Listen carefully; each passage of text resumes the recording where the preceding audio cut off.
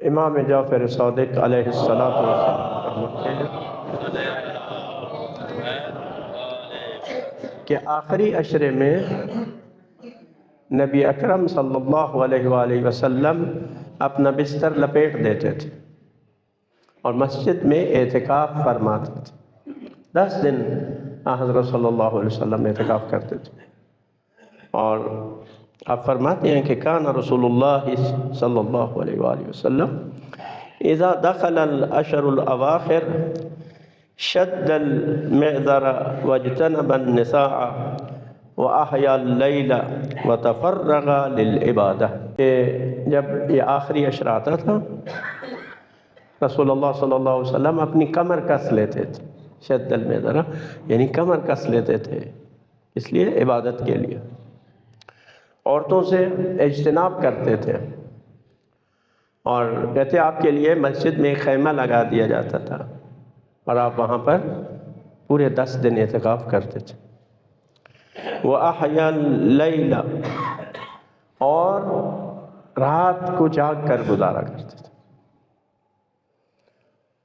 یعنی آخری عشرے میں تمام رات رسول اللہ صلی اللہ علیہ وسلم کیا کرتے تھے؟ جاگتے تھے، پوری رات بیدار رہتے تھے۔ وَتَفَرَّغَ لِلْعِبَادَةِ، اور اپنے آپ کو صرف عبادت کے لیے وقف کر دیتے تھے۔ اس دنیا میں سب سے زیادہ مصروف ترین جس ہستی کی زندگی تھی وہ نبی کریم صلی اللہ علیہ وسلم، سب سے زیادہ مصروف۔ آپ دیکھیں کہ آپ کی مکی زندگی، جب آپ مدینہ میں آتے صرف 10 سال آپ کی زندگی، آپ نے 10 سال گزارے ہیں۔ ان 10 سالوں میں آپ دیکھیں کتنے بڑے بڑے کام کیے۔ ایک اسلامی حکومت کی بنیاد رکھی، جنگیں کی کفار مشرکین کے ساتھ، کتنے غزوات اس میں جو ہے وہ آپ نے لڑے، اور دور ترین علاقوں میں، یعنی جہاں مہینوں لگتے تھے جاتے ہوئے سفر میں، جنگ تبوک ہے، باقی اس طرح کی جنگیں۔ اس کے علاوہ معاہدے ہیں، داخلی طور پر جو انتشار تھا یہودیوں کے ساتھ، باقی جو قبائل تھے ان کے ساتھ معاہدے، احکام بتانا، وحی کا نزول اور ان کی تشریح لوگوں کو بتانا، لوگوں کی تربیت کرنا، اپنے اصحاب کی تربیت کرنا اور احکام دین ان کو سکھانا، اور پھر اپنے زوجات کو بھی جو ان کے لیے وقت تھا وہ بھی پورا دیتے تھے۔ میل ملاقات بھی ہوتی تھی، وفود بھی آتے تھے، لوگ بھی آپ سے ملنے کے لیے آتے تھے، نماز جماعت بھی آپ پڑھاتے تھے۔ یعنی اس سے زیادہ مصروف ترین زندگی کسی انسان کی نہیں ہو سکتی، اور یہ خود حضرت کی زندگی کا معجزہ ہے کہ ان 10 سالوں میں ایک عظیم اسلامی حکومت کی بنیاد رکھی، اس کے تمام خد و خال بیان کیے اور ان پر پھر عمل کیا۔ لیکن اس کے باوجود کیا ہے؟ آپ فرماتے تفرغ للعبادت، ان 10 دنوں میں وہ اپنے آپ کو عبادت کے لیے فارغ کر لیتے تھے۔ ہر رات اس میں غسل کرنا مستحب ہے، آخری عشرے میں ہر رات غسل کرنا مستحب ہے، یعنی آپ سنت رسول خدا صلی اللہ علیہ وآلہ وسلم پر عمل کرتے ہوئے اس رات میں کیا ہے؟ ہر رات غسل کر سکتے ہیں۔ اور شب قدر کے بارے میں، یعنی یہ جو عشرہ ہے یہ نزول قرآن کا عشرہ ہے، اسی عشرے میں قرآن مجید نازل ہوا ہے، کیونکہ زیادہ جو مستند روایات ہیں اور زیادہ روایات ہیں وہ یہی بتاتی ہے کہ قرآن مجید اس آخری عشرے میں نازل ہوا ہے۔ پھر یہ بتاتی ہے کہ تاخیراتوں میں نازل ہوا ہے، اگرچہ زیادہ تاکید 23 رمضان المبارک کی رات کو ہے، لیکن 25 کے بارے میں بھی روایات ہیں، 27 کے بارے میں بھی روایات ہیں، 29 کے بارے میں بھی روایات جو ہے وہ موجود ہیں۔ لہذا آپ ان تینوں چاروں جو راتیں آ رہی ہیں ان میں آپ شب قدر کے اعمال انجام دے سکتے ہیں، اور لکھے ہوئے ہیں اس میں اعمال موجود ہیں۔ ہر رات کی الگ سے دعا ہے، ہر رات کی الگ سے دعا ہے۔ تو یہ فرصت کے لمحات ہیں میرے دوستوں، اللہ جانے پھر اگلا رمضان ہمارے نصیب میں ہے یا نہیں ہے، کیا خبر۔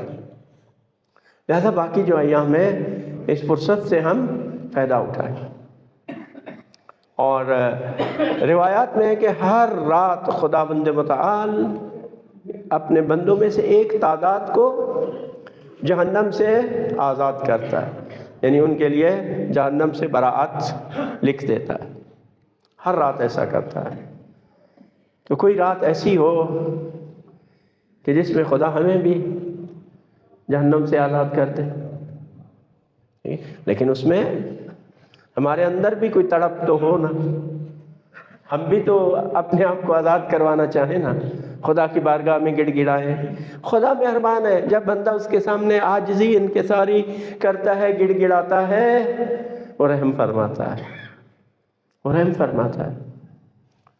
اور آخری رات فرماتے ہیں کہ پورے ماہ رمضان میں جتنے لوگوں کو اللہ نے آزاد کیا ہوتا ہے، اس آخری رات میں اتنی تعداد میں جہنم سے خدا آزاد کرتا ہے۔